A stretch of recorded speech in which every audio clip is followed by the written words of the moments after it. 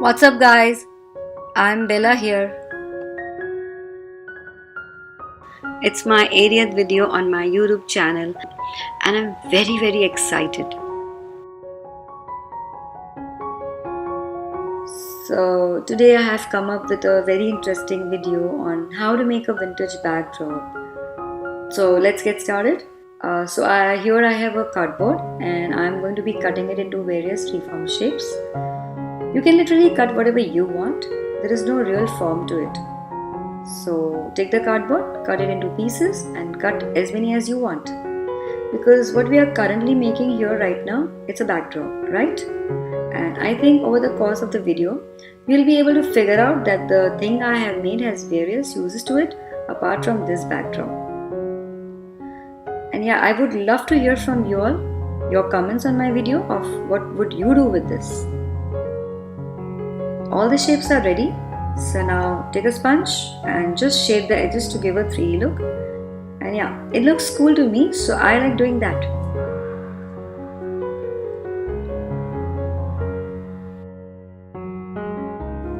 The whole process took me about a day.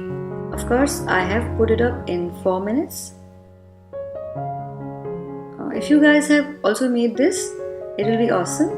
You have to put up the photo of what your backdrop looks like.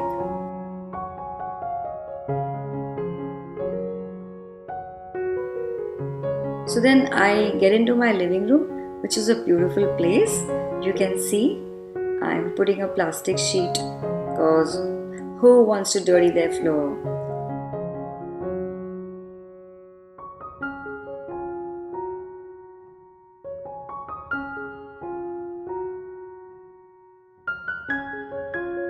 Get some Fevicol and also a palette knife or something to basically put the Fevicol with.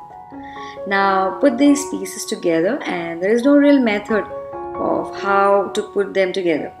So just put them as in where you wish. It's like a puzzle which no one really has an answer to. So you can literally make it the way you want to. Take a lot of Fevicol because we'll be needing it, and start buttering the paper.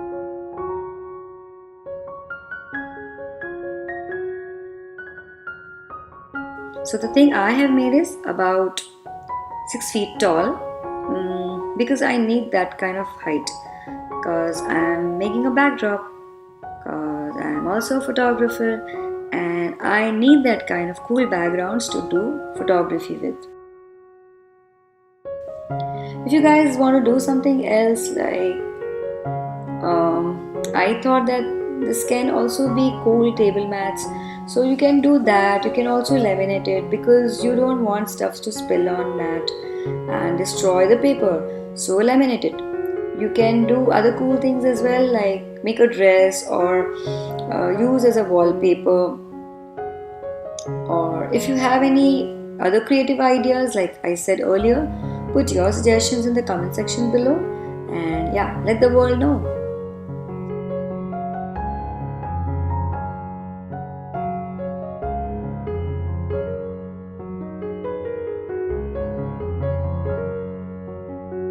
So that's what my backdrop looks like.